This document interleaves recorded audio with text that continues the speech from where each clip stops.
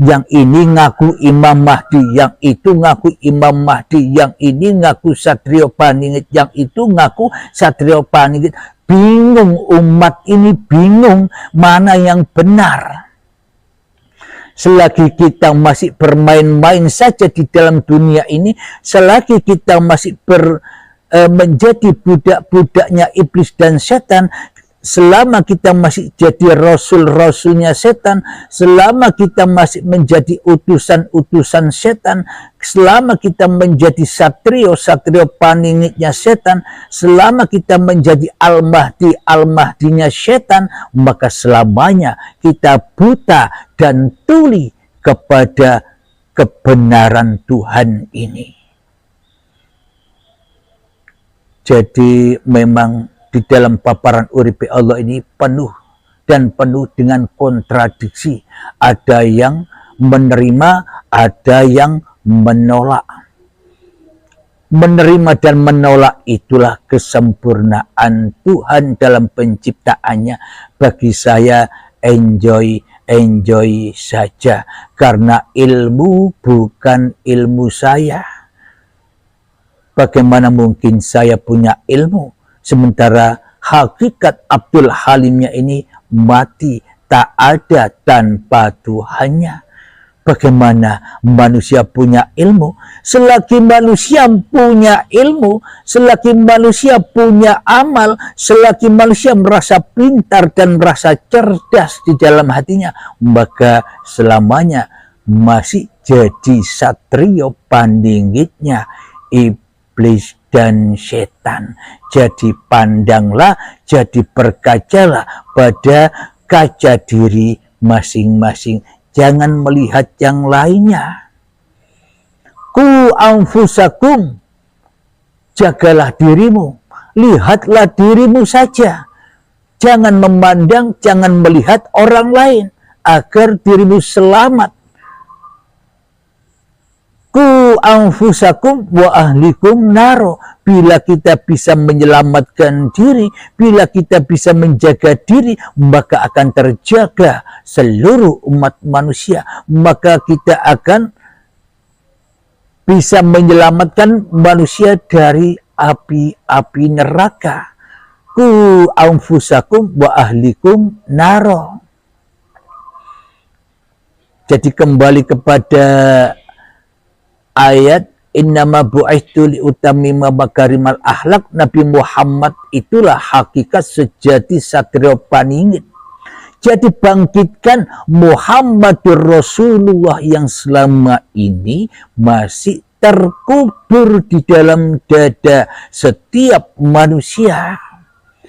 Bila Muhammadur Rasulullah masih terkubur, yang bangkit, yang ada, yang wujud masih iblis dan setannya, selamanya satrio paningit Imam Mahdi ini tidak akan bangkit abadan abada, selama-lamanya hingga waktu yang ditentukan.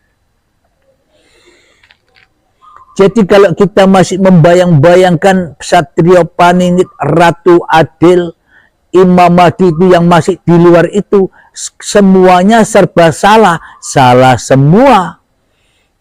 Karena banyak orang yang mengaku-ngaku dirinya Al-Mahdi, karena banyak orang-orang yang mengaku dirinya satrio paningit, padahal yang mengaku itu iblis dan setan.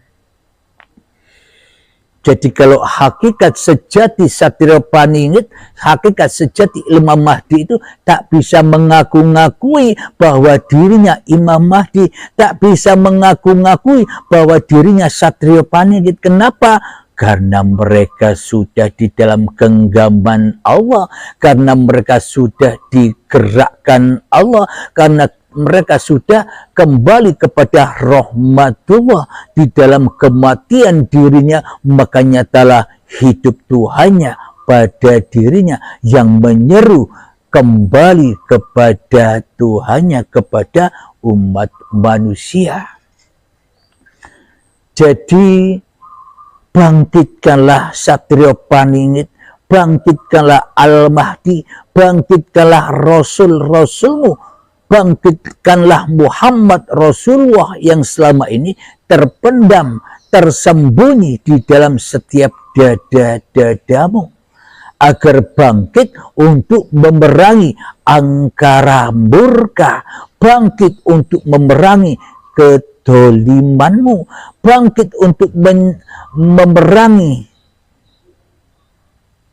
penjahat-penjahat yang ada di dalam hati kita, bangkit untuk memerangi, yakni memerangi fahsya wal mungkar, perang memerangi kesombonganmu kepada Tuhan yang telah menciptakanmu. Jadi cara membangkitkan Al-Mahdi, cara membangkitkan Rasulullah, cara membangkitkan Satrio Paningit ini hanya dengan satu jalan, yakni berbaiat.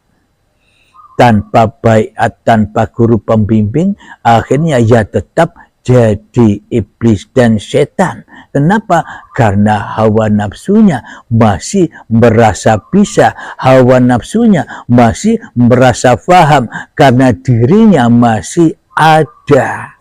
Jadi bila kita belajar sendiri, ibaratkan kita membaca buku tanpa tahu gurunya, akhirnya hawa nafsunya, akhirnya iblis dan setan akan menjadi pembimbing, akan menjadi gurunya, maka tambah jauh dari Tuhannya. Alhamdulillahirabbil alamin. Mari kita latihan menghening-heningkan diri kita untuk belajar, membangkitkan, belajar, mengeluarkan, belajar membuka belenggu-belenggu Al-Mahdi, membuka belenggu-belenggu Satrio Paningit yang selama ini tersembunyi di dalam kezaliman kita, tersembunyi di dalam lubuk hati kita. Kesadaran yang abadi, kesadaran yang suci, maka bangkitkanlah di dalam keheninganmu, bangkitkanlah di dalam kesunyianmu, bangkitkanlah di dalam kemalamanmu, bangkitkanlah di dalam ketidakhadiranmu, bangkitkanlah di dalam kegoibanmu, maka akan bangkit Satrio Paningit, akan bangkit Al-Mahdi, akan bangkit Rasul-Rasul yang ada di setiap dada-dada jiwa manusia. Bismillahirrahmanirrahim. Mengheningkan cipta, mulai, silahkan.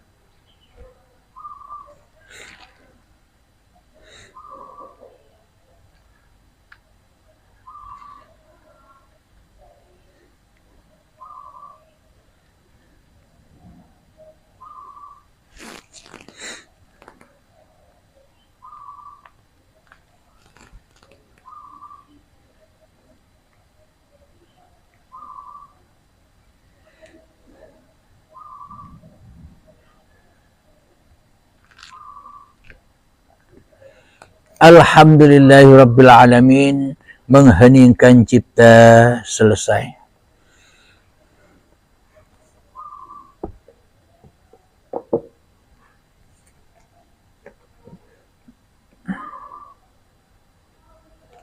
Mari kita buka di dalam surat An-Nisa.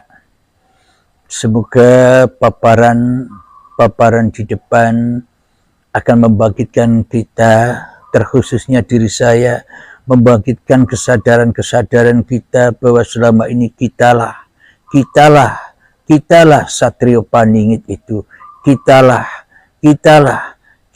Al-Mahdi itu, kitalah Rasul-Rasul Allah itu yang selama ini ingkar kepada kerasulan Allah. Kita lebih cinta kepada menjadi Rasul-Rasulnya hawa nafsu kita sendiri. Kita lebih ikut kepada iblis dan setan daripada ikut kepada ati Allah wa ati ar-Rasul. Bila kita ikut setan, ya jadi rasulnya setan. Tapi kalau kita ikut Allah, akan menjadi ati Allah wa ati ar-Rasul. Maka jadi rasul-rasulnya Allah. Untuk membuka belenggu-belenggu Satrio Paningit dari belenggunya iblis dan setan, supaya bisa bangkit lagi, kembali pulang kepada titisannya, kembali pulang kepada penciptanya, kembali pulang kepada la ilaha illallah. Maka kita bongkar-bongkar dulu ada apa saja di dalam setiap dada manusia, ada apa saja, agar kita dapat memerangi dan agar kita bisa meloloskan, menolong, membuka belenggu-belenggu Al-Mahdi, belenggu-belenggu Satrio Paningit, belenggu-belenggu kerasulan yang selama ini telah dirampas dan ditawan oleh iblis dan setan itu. Di dalam surat An-Nisa ayat ke-48, A'udzu billahi minasy syaithanir rajim. Bismillahirrahmanirrahim. Inna Allaha la yaghfiru an yushraka bihi wa yaghfiru ma duna dzalika liman yasha'. Wa man yusyrik billahi faqad iftara itsman 'azima. Yang artinya sesungguhnya Allah tidak akan mengampuni dosa karena mempersekutukannya, yakni syirik. Dan Dia mengampuni apapun dosa yang selain syirik. Itu bagi siapa yang Dia kehendaki. Barang siapa mempersekutukan Allah, maka sungguh dia telah berbuat dosa yang besar. Itulah kedoliman itu. Itulah angkara murka itu yang membutuhkan Satrio Paningit, yang membutuhkan Al-Mahdi yang nyata, Satrio Paningit yang nyata, Rasul-Rasul yang nyata untuk disaksikan. Itulah yang dimaksud syahadat itu. Selama Satrio Paningit, selama Al-Mahdi, selama kerasulan ini masih terkubur di dalam dada manusia, masih kumpul iblis dan setan, maka selamanya angkara murka ini tak akan pernah berakhir. Maka apapun yang kita kerjakan selalu jatuh kepada angkara murka. Sholatnya angkara murka, ibadah-ibadahnya yang selama ini dibangga-banggakan angkara murka, ilmu-ilmunya selama ini yang dibangga-banggakan, yang dimulia-muliakan angkara murka, kepintaran, kecerdasan yang selama ini dibangga-banggakan, itulah kemungkaran, fahsya wal mungkar di sisi Tuhannya. Karena apa? Karena kita selama ini mentuhankan diri kita sendiri. Karena kita selama ini syirik, mensekutukan Allah, mensekutukan Tuhan dengan kewujudan, dengan kehidupan, dengan kekuasaan hawa nafsu kita sendiri yang ada di hati kita.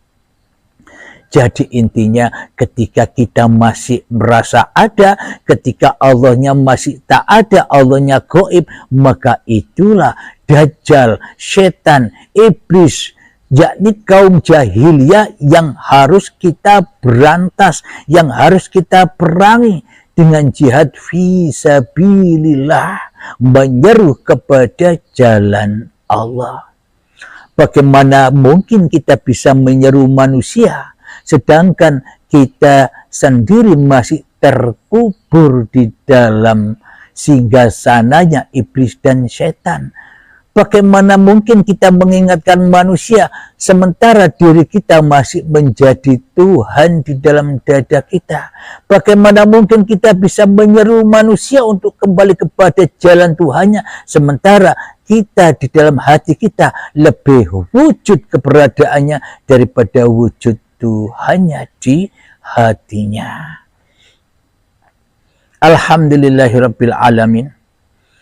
Sesungguhnya Allah tidak mengampuni dosa karena mempersekutukannya, syirik. Bila Allahnya masih gaib, ya itulah dosa yang azim. Mosok Allah ditiadakan, mosok Allah digaibkan, mosok Allah dimantikan, mosok Allah dilemahkan di dalam tiap-tiap dada kita selama ini. Memang kita bilang dengan hawa nafsu kita, Allah itu wujud, Allah itu nyata, Allah itu berkuasa, Allah itu Maha Esa, Allah itu pencipta manusia. Itu kan kata hawa nafsu, yang mana selama ini masih angen-angen wae, masih imajinasi wae, masih tidak nyata, tidak jengle-jengle. Itu hanya pembelaan iblis dan setan supaya dianggap mengerti Tuhan, supaya iblis dan setan dianggap tauhid. Kata banyak orang, iblis lebih bertauhid. Kata siapa? Kan kata iblis. Bagaimana mungkin iblis mengatakan, mengakui lebih bertauhid dari manusia? Karena iblisnya merasa lebih ada daripada Tuhannya di hatinya. Itulah tauhid iblis. Yang mengaku tauhid itu ya iblis itu sendiri, yakni tauhid kepada iblisnya sendiri, tauhid kepada hawa nafsu dewe. Dewe tidak mentauhidkan Tuhannya. Bila iblis mentauhidkan Tuhannya, ya ndak ngaku-ngaku bila iblis itu bertauhid. Kenapa iblis itu mengaku bertauhid? Karena iblis itu mengakui ketauhidan dirinya di hatinya, bahwa diri manusia kita mengakui keberadaannya, mengesakan, mentauhidkan dirinya sendiri di dalam hatinya. Ya tentu saja ngaku-ngaku tauhid, ya tentu saja ngaku-ngaku Satrio Paningit, ya tentu saja ngaku-ngaku sebagai Imam Mahdi. Rebutan ngaku-ngaku Satrio Paningit, rebutan ngaku-ngaku Imam Mahdi, rebutan mengaku-ngaku Rasul-Rasulnya Allah, mengaku sebagai aulia Allah. Padahal di dalam hati para Rasul, di dalam hati para aulia, di dalam hati para Al-Mahdi, di dalam hati para Satrio Paningit, tidak ada lagi dirinya kecuali Tuhannya.